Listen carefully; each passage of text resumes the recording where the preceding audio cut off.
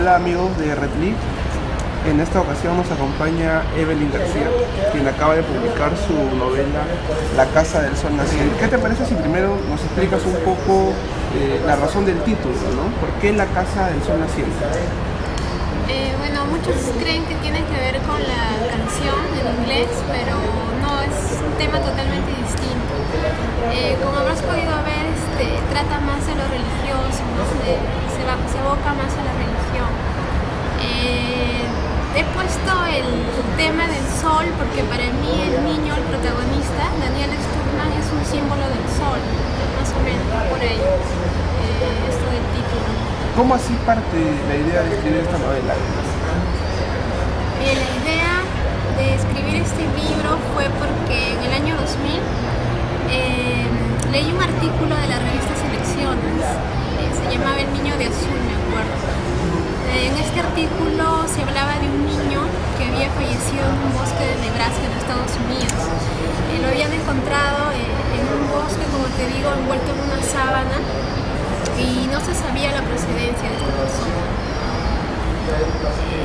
Se dice que este niño tenía un rostro muy bonito, muy bello, y es por eso que de esta imagen nace el personaje de Daniel Sturman, que también el fantasma de este personaje, como sabes, va por un bosque de niños. Ahora que he estado revisando tu libro, me interesa saber un poco a qué se debe la división que realizas. Me refiero a que hay muchos apartados, ¿no? Los divides en bastantes apartados, pero son de una extensión muy breve. Me animaría a decir pues que en promedio cada apartado tendrá 3 hojas como máximo, en excepción de los dos últimos y sobre todo el que titulas Abel, ¿no? Sí. ¿Por qué la extensión? Sí. Los diálogos que aparecen en el libro son bastante rápidos, ¿no? Me he basado en Hemingway sobre todo para esto de la elaboración de los diálogos. Me gusta mucho leer en voz alta todo lo que escribo. Cada vez que hago un diálogo me gusta que suene bien, que sea bastante fluido, bastante objetivo. Uno de los protagonistas es Jerry Kreuzer, que es una doctora. He querido que ella tenga un lenguaje objetivo, ¿no? que sea un poco tajante, ¿no? Es por eso que los diálogos son cortos y los capítulos también. Hay una evolución dentro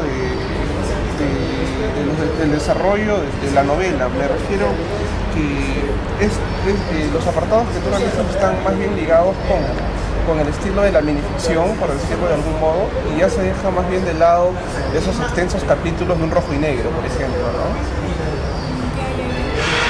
Puede ser, ¿no?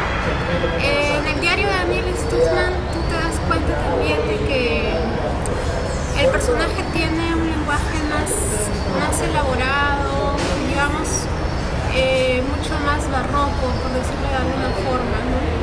Hay muchas descripciones también, monólogos, incluso hay una obra de teatro que he incorporado, ¿no? dentro del texto, una carta. Son dos estilos distintos, ¿no? El que te digo de diálogos rápidos y el del diario personal de Daniel Sturman. Has soltado ya varios puntos que me encantaría volver en el transcurso de la entrevista.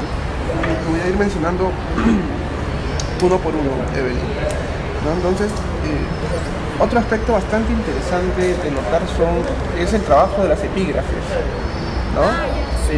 Cuando estaba revisando me acordé una novela de Juan Marcé, que es Últimas tardes con Teresa, donde él también trabaja mucho con las epígrafes y bueno, como propone, ¿no? José Antonio Bravo, en este caso, en el caso de Marcé, funcionan para darle ironía al texto, ¿no? Coméntanos cómo funcionan estas epígrafes en tu libro, porque habría que explicar un poco, ¿no? Que todos los apartados tienen un epígrafe, no hay ni uno a que le falte, ¿no? Sí. Ya en mi primer libro, Un talismán para el niño, utilicé esto de los epígrafes también. Ponía haikus al inicio de cada capítulo. Y acá en La Casa del Sol Naciente también he querido incorporar diversos poemas, párrafos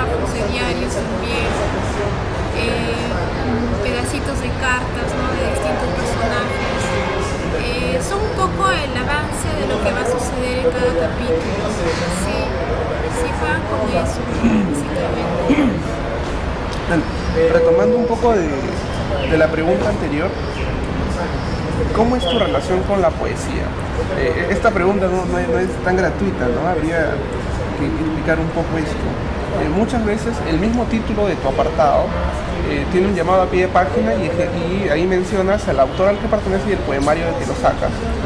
Muchas veces, bueno, en la gran mayoría de casos, estas epígrafes son versos, ¿no es cierto? Y es más, abres el libro con un poema. ¿Cuál era la pregunta básicamente? Tu filiación con la poesía. Ya. Yo quise ser poeta en un tiempo, sí. Recuerdo que llevé el curso de poesía hispanoamericana con Camilo Fernández en San Marcos, y él me abrió todo este mundo de la poesía, ¿no? Quería ser poeta. Eres una gran lectora de poesía, como uno de tus personajes además. Claro, Daniel Esteban también le gusta escribir, y recuerdo que empecé a hacer versos, pero los enseñé a un compañero mío y me dijo que no que no era mi camino, por decirlo de algún modo. Y dejé de hacer poesía, ¿no? Y me dediqué a la narrativa, novelas. Pero sin embargo has seguido trabajando con la poesía aún en la narrativa, ¿no? Sí, por esta cuestión de lo musical, ¿no? Claro. Sí. Bueno, te había mencionado un elemento que lo pasamos por alto, pero que me gustaría retomar, ¿no?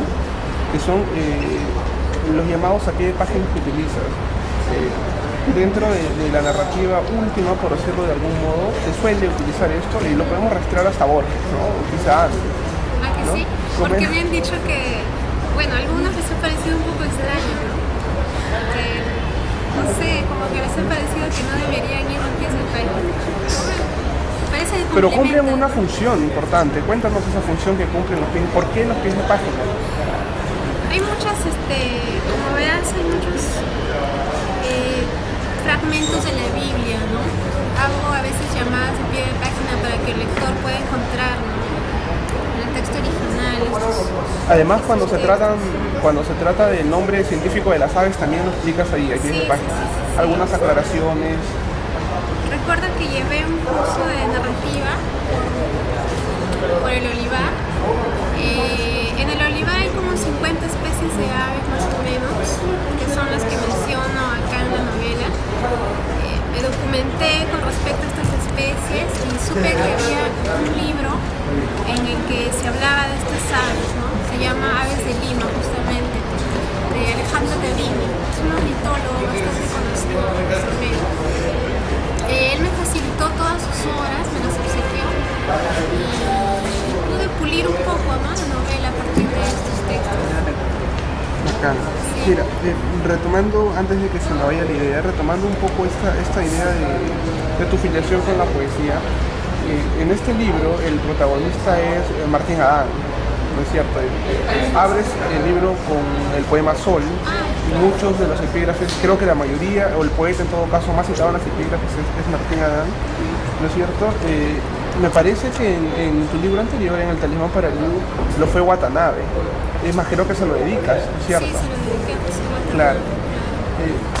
¿Cuál es la relación que planteas con el primer poema, con el poema que abres con el libro, ¿no? Con el poema Sol? Es muy significativo que coloques este poema como la apertura de tu novela, ¿no es cierto? Sí, este poema Sol, como te digo, el protagonista es un símbolo justamente del sol, y se hace mención a las aves, a los pájaros también en los versos de este poema.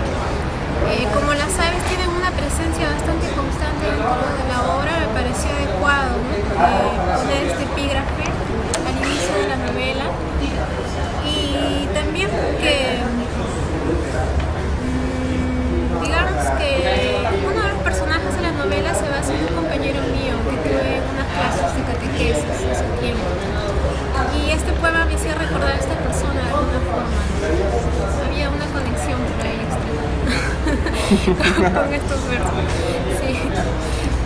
Bueno, ahora dando un giro un tanto brusco a lo que estamos desarrollando, ¿por qué decidiste que los hechos transcurran en un lugar tan lejos como Salem, ¿no? Que tú me explicas que es el nombre antiguo de Jerusalén. ¿Por qué te vas hasta... ¿por qué eliges un lugar tan distante?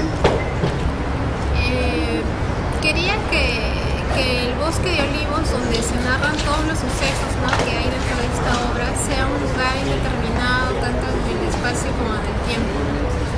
Por eso escogí un nombre que, si bien hay una ciudad en Estados Unidos que se llama Salem, la gente lee el libro y no puede identificar el lugar, puede suceder en cualquier sitio.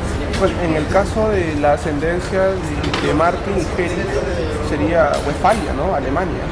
Ah, sí, los padres de ellos son de esta zona de Alemania, ¿no?, de Westfalia. Y bueno, y en realidad este nombre de Salem sale en el libro del Génesis, en el Antiguo Testamento.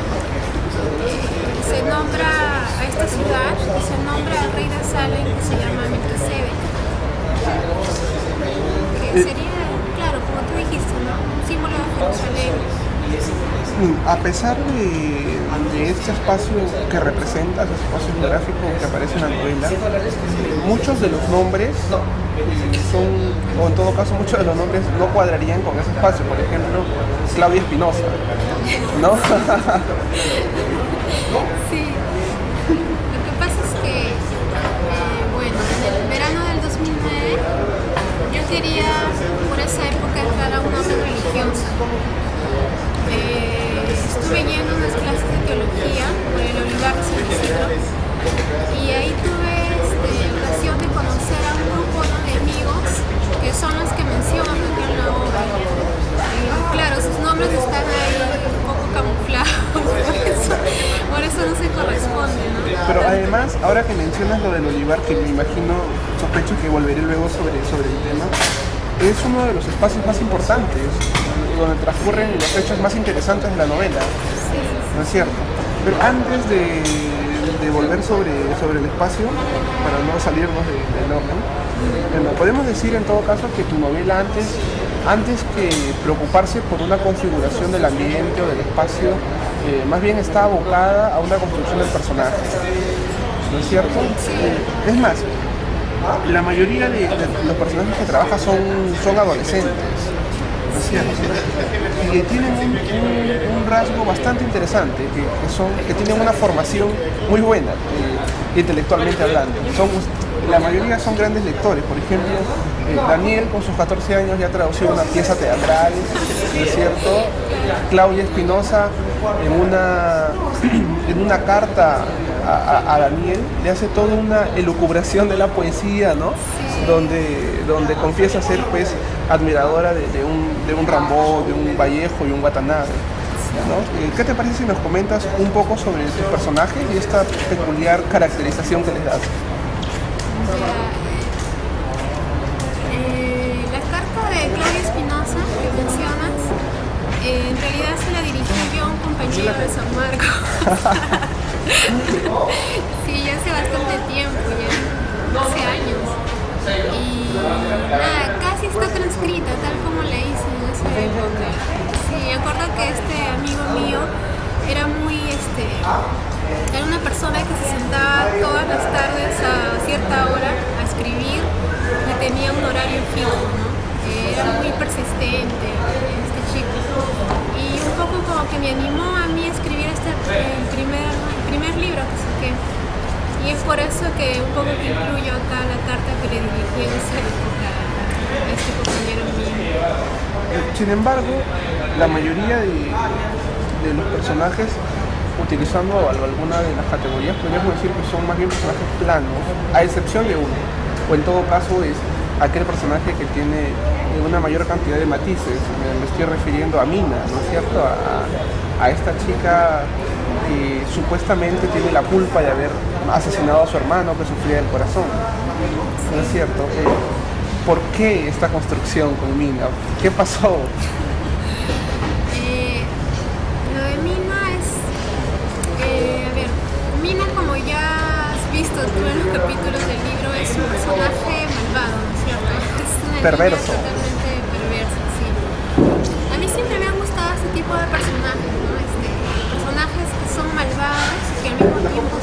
atractivos, ¿no? Que son fascinantes, ¿no? Que juegan mucho con la ironía también. Siempre que leía alguna novela en la que había este tipo de personajes, a mí me apasionaba. O sea, quería yo hacer algo igual. De hecho, sí. Dickens tiene mucho de esto, ¿no? De jugar con personajes malvados y al mismo tiempo así, atractivos, hasta cierto punto gracioso, ¿no? Dentro de su novela. Dentro de una mirada panorámica podemos decir que hay claramente dos grupos o dos familias muy marcadas que se van desarrollando a lo largo de tu novela. Me estoy refiriendo a los Croisen, ¿está bien así pronunciado? Y a los Stutzman, ¿no? Es más, me aventuro a decir que hay una contraposición en la relación que hay entre los hermanos Croisen y los Stutzman. Es decir, entre Harry y Martin hay una relación más bien de amor, mientras que en la de Mina con su hermano Daniel hay una relación de celos que termina llevándola a cometer este delito, ¿no? Que dejas de entrever a las páginas finales. Hay una contraposición, pero también Jerry en algún momento de la obra al inicio menciona que si bien se siente atraída por la belleza de su hermano menor, Martin, también se llega a sentir un poco como frustrada, ¿no? Porque el niño como que le roba mucho tiempo y se siente tan atraída por su hermano que también se siente mal por este apego que siente por él. Y no llega a odiarlo como Mina a Daniel, pero también hay esto de los celos, ¿sí? Antes de entrar a la siguiente pregunta, me gustaría que nos comentes un poco sobre la perspectiva que tú tienes del análisis psicoanalítico. Lo pregunto porque trabajas, es más, la trama está configurada por un análisis que hace Hel, que es la psicoanalista, a Mina, ¿no es cierto? Sí, para elaborar los diálogos entre la terapeuta y Mina, la terapeuta y tuve que conversar con médicos, ¿no? Con psicólogos, con gente también que había sido tratada por terapeutas, un poco para darle verosimilitud, ¿no? A la obra, porque bueno, algunas partes como que se me habían escapado porque yo en sí no he llevado nunca una sesión con ningún psicólogo, pero estas personas sí me dieron algunas pautas para desarrollar esto. Además, como también he podido leer a Freud, los textos de Freud, entonces ahí sí, para la cuestión de los términos y todo eso, ya un poco se fue aclarando. Mira, al respecto de la resolución de la novela, es ambigua, es ambiguo el final. Ambiguo porque nos has mostrado en el transcurso del comportamiento de Mina que ella está atravesada, para decirlo con otro psicoanalista, ¿no? Para decirlo con Lacan, ella sufre más bien de un complejo de Edipo a la inversa, ¿no? Ella, bueno, voy a decir Electra, por ejemplo, ¿no es cierto? Ella siente el apego hacia su padre de tal forma que los celos que siente por su hermano son casi un obstáculo para su vida normal, para su vida cotidiana. Pero hacia el final nos sugieres que la doctora Heli logra resolver este enigma a través de uno de los sueños que tiene Mina, ¿no es cierto? Entonces, aquí la pregunta ya es un poco más específica, ¿no? Centrándonos más en estas cuestiones del psicoanálisis. ¿Propones que la solución a este caso ha sido el recuerdo que ha tenido Mina sobre el haber asfixiado a su hermano? Porque, bueno, podríamos pensar algunos que más bien ella seguiría envuelta dentro del complejo de Edipo, porque no ha habido una ruptura entre el padre y ella, ¿no es cierto? Ella sigue dentro del lado, perdón, ella todavía está inclinada hacia el lado del falo, ¿no? Por decirlo en términos psicoanalíticos.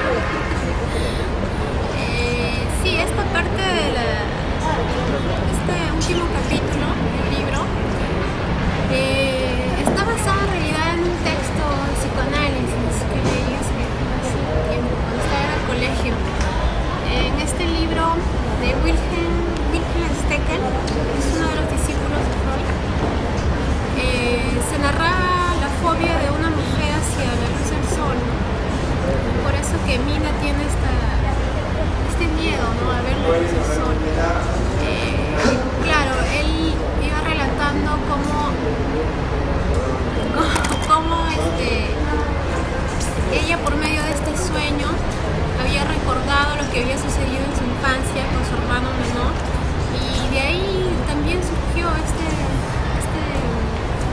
este último capítulo de la obra. Sí.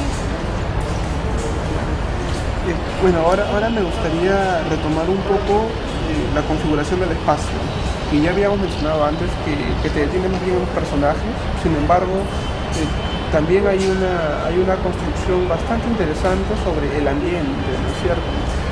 Hay 4 espacios bien marcados, que son el bosque de los olivos, la capilla, el cementerio y el vecindario de Salem, ¿no es cierto? Dentro de estos, el más importante podría ser el bosque de los olivos, Sí, ¿no es cierto? El olivar. Coméntanos un poco sobre esta configuración que tiene de misterioso y de místico a la vez. Sí, a ver. Digamos que para el psicoanálisis el bosque en sí significa el caos, ¿no? Significa el que una persona esté en un problema, inmersa en un problema y que no sepa encontrar la salida, como en un bosque, ¿no? Que en sí es un laberinto también. Tiene juego con este símbolo también, ¿no? El bosque y del problema que tiene que enfrentar esta niña al tener esta relación cargada con su hermano menor. Pero el bosque de olivos también surge, como te digo, de que en el 2009, en el verano del 2009, yo llevaba este curso de teología con estos amigos míos. Y el curso terminaba a las 9 de la noche y nosotros seguíamos en el bosque, pero hasta la 1:30, creo, y conversando. Todas nuestras conversaciones están acá en el libro, incluso. Has mencionado una cuestión sumamente interesante, ¿no? Dentro, como te había mencionado ya, la configuración de misterioso, primero porque por lo que ocurre con Daniel, ¿no es cierto? El hecho crucial, lo que marca a Daniel es que su hermana haya arrojado al niño que le había regalado Claudia Espinosa, que era su enamorada, ¿no es cierto? Ocurre en el bosque de los olivos. Y esto incluso se relaciona mucho con una de las lecturas más importantes que hay dentro del texto, que es la lectura de Caín y Abel, ¿no es cierto? Entonces este sería pues el lado de lo místico, ¿no es cierto? Haces un engarce entre lo que ha ocurrido con Caín y Abel y una relación, unos vínculos con lo que ha ocurrido con Nina y con su hermano Daniel, ¿no es cierto? Incluso es muy interesante que haya coincidencias en sílabas, ¿no? Como Abel y Daniel, ¿no es cierto? Me había fijado en eso. Coméntanos un poco, bueno, como ya has dejado entrever en muchas de tus respuestas, tienes un gran conocimiento sobre los textos bíblicos, y esto también se deja entrever en el texto, ¿no? En tu novela. Cuando salí del colegio, recuerdo que me tomé como que un año libre, un año sabático, y empecé a leer todo lo que no había leído hasta esa época. La Biblia para mí fue importante porque yo quería entrar a una orden, como te estaba explicando hace un rato. Leí todo el Antiguo Testamento, el Nuevo también, y ahí encontré esta historia, ¿no? De Caín y Abel. Para este libro tuve que profundizar un poco más en esta lectura, averiguar más sobre las tradiciones islámicas, judías. Era gracioso porque, como tú dices, mientras más iba profundizando, iba encontrando coincidencias con mi novela, ¿no? En cuestión de nombres, en cuestión de sílabas, como dijiste. Era gracioso porque para mí al menos eran como señales de que tenía que ir avanzando en este proyecto, algo que me decía que iba por el buen camino, por así decirlo. Sí.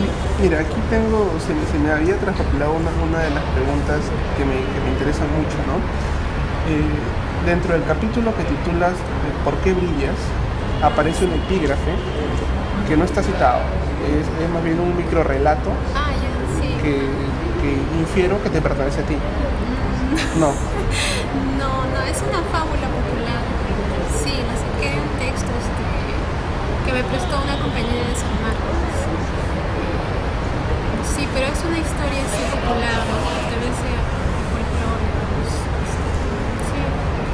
Mira, hemos ya mencionado de soslayo, ¿no? En preguntas anteriores, que Daniel había traducido una pieza teatral, la cual, como mencionaste, está íntegramente transcrita en tu novela, ¿no?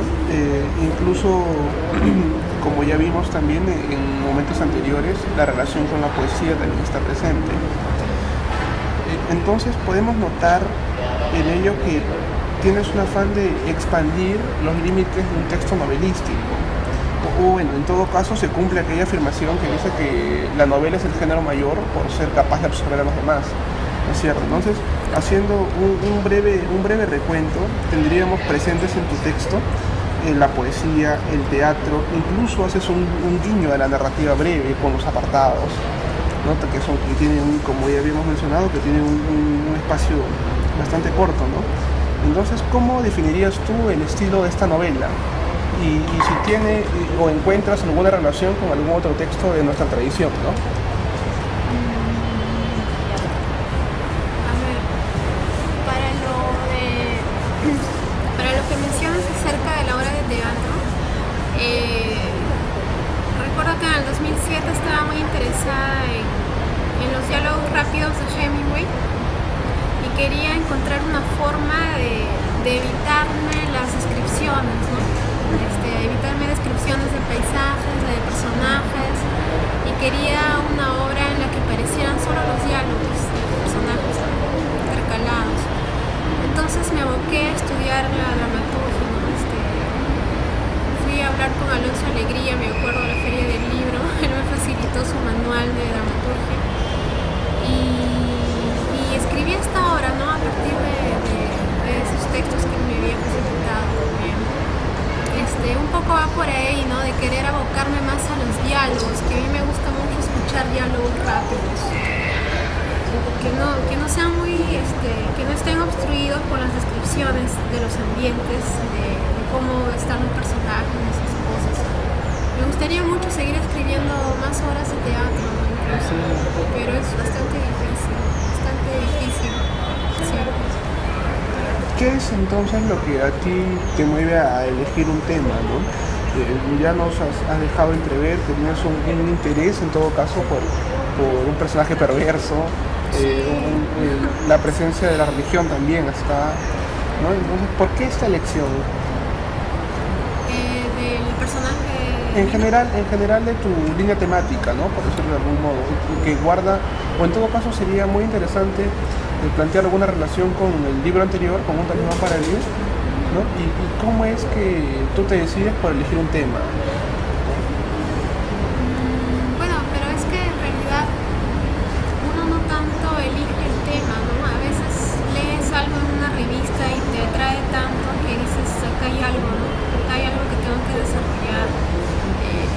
En sí el tema te toca tanto que se te queda en la mente y poco a poco vas escribiendo, ¿no? Al respecto. Me acabas de mencionar una cosa que es de lo más interesante. Precisamente dentro de la literatura peruana, uno de los temas que probablemente nos debiera tocar mucho sería el del conflicto armado interno, ¿no es cierto?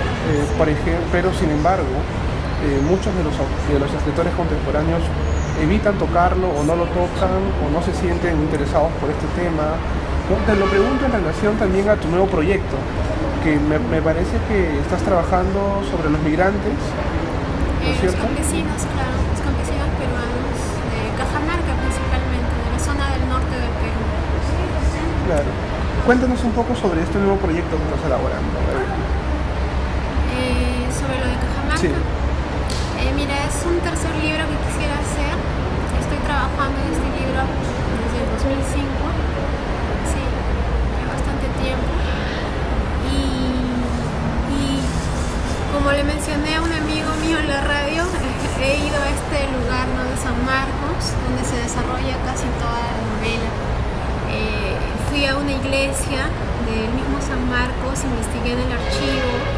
Me leí todos los archivos, que son como 20 libros recontra gruesos, como diccionarios, para investigar un poco sobre mis antepasados, ver cuál era mi árbol genealógico, armarlo en sí. Me metí incluso a un cementerio que estaba cerrado en un caserío. Quería tener datos, siempre me ha gustado manejar bien el tema que estoy elaborando. Conversé con todas las personas que pude en el campo, viví ahí todo un verano, 3 meses. Un poco pude conocer sus fiestas, sus costumbres, los trabajos que hacían, que son bastante duros, muy muy duros. Y tengo como 300 páginas ya avanzadas. Va a ser un texto, es el texto más amplio que va a Muy ser. amplio, es amplísimo, sí. Bueno, Evelyn, nos acercamos un poco al final de la entrevista.